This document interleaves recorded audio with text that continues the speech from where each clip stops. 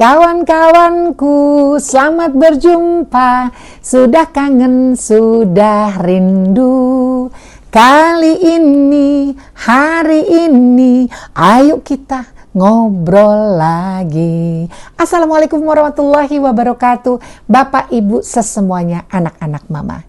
Topik kita kali ini adalah 7 sikap sederhana buat orang dekatimu di usia sekarang. Apa aja sih Mama Ira?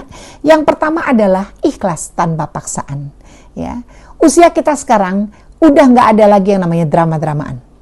Jadi kita nggak suka yang namanya fake, yang namanya kepalsuan tuh udah nggak ada lagi. Jadi kalau kita ngobrol, kita sampaikan apa yang kita ingin sampaikan, itu semuanya tampak sangat jujur, tanpa paksaan, ya, apa adanya. Kedua adalah poin berikutnya, sikap jujur dan tulus dalam melakukan tindakan, ya, nggak neko-neko, lebih spontan, gitu ya.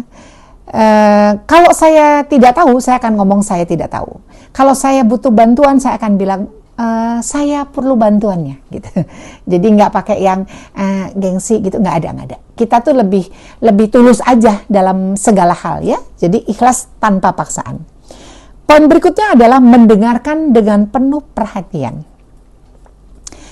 Kan kita udah banyak ya umurnya ya, jadi kalau kita ngobrol sama orang gitu, ekspresi kita tuh pasti nomor satu adalah memberikan atensi.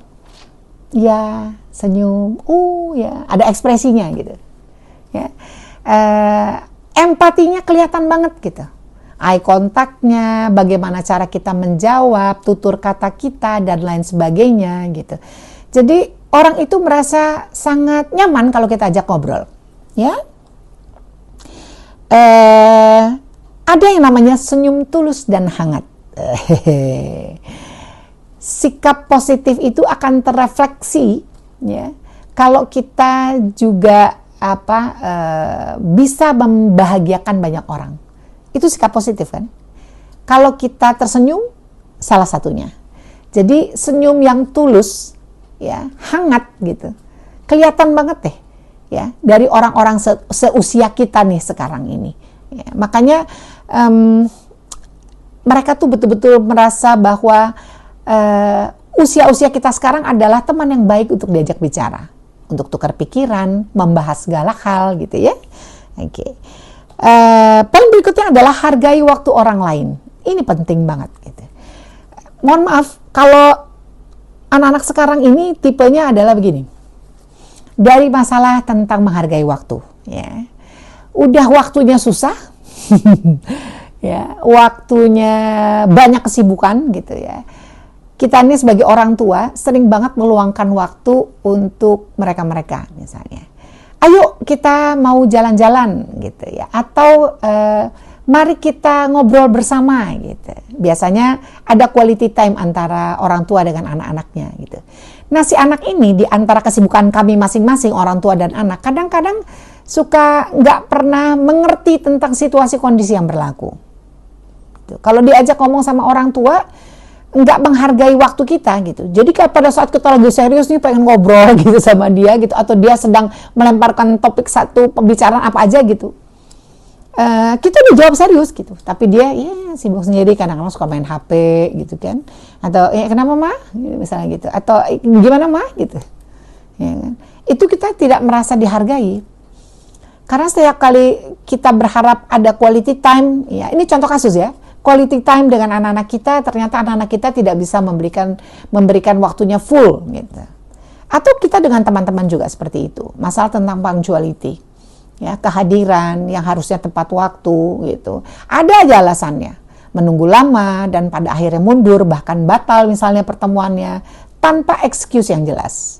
Ya, ini dia. Bagaimana cara kita menghargai waktu orang lain itu sangat luar biasa penting, ya. Karena disinilah orang bisa menilai kita. Ya. Ini makhluk hidupnya betul atau tidak cara berpikirnya. Dia pinter nggak untuk menghargai orang lain. Ya, jadi perlu kita pelajari, perlu kita perbaiki, bahwa waktu adalah segalanya untuk kita dan orang lain.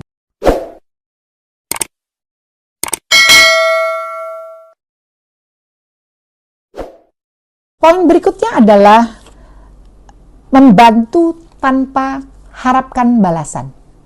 Kita membantu tapi tanpa mengharapkan balasan.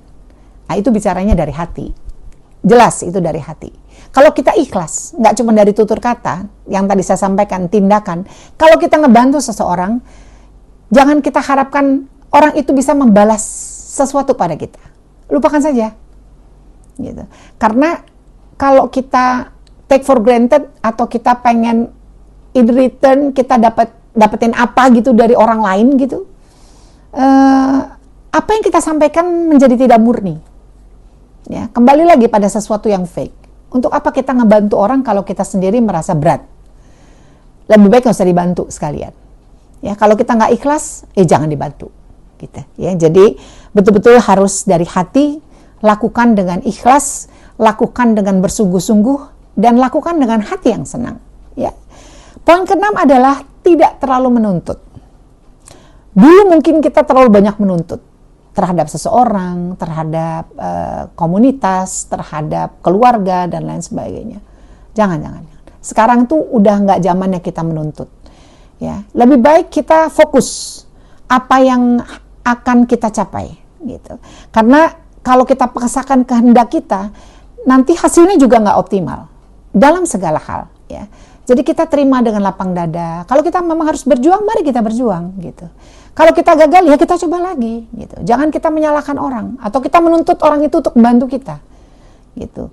Ya, jadi harus semuanya dilakukan dengan besar hati, gitu. Ya, hidup itu acceptance. Pernah saya sampaikan berkali-kali. Kalau kita sudah menerima hidup kita apa adanya, kita pasti akan mengurangi rasa tuntutan kita kepada orang lain. Jadi kita jalani, kita nikmati, kita syukuri. Apa saja, dalam segala hal, ya. Jangan terlalu banyak menuntut. Tidak kalah penting adalah hargai perbedaan. Kalau kita banyak sekali menemukan perbedaan dalam sikap, pandangan, ide-ide, gitu ya. Sebagai orang dewasa, perlu sekali kita cerna siapa yang kita hadapi, apa yang sedang kita bicarakan. Ya, kalau kita bisa menghargai perbedaan itu, bisa menghargai keanekaragaman, ya, atau keragaman yang terjadi di sekeliling kita, pastinya semua akan baik-baik aja. Ya, jangan pernah mendiskreditkan orang atau memojokkan orang atau menyalahkan orang, bahkan menghakimi, menggurui. Ya, kalau kita punya ada misalnya gini, kita punya sesuatu yang mau kita sampaikan atau ada ide gitu ya, kita sampaikan saja ide kita. Kalau memang ide kita ditolak atau memang pendapat kita tidak sama seperti mereka, jangan marah. Kan pikiran kita nggak akan sama dengan dia. Yang penting adalah disampaikan secara baik dan benar. Ya, hargai perbedaan itu dengan apa? Dengan satu cara pandang yang luas saja. Gitu. Nggak usah mengatakan bahwa saya lebih bagus daripada dirimu dan sebaliknya begitu. Gitu. Jadi anggap aja semuanya perbedaan itu kita terima dengan hati yang senang, gitu ya. Karena kita kan tidak sendiri ya.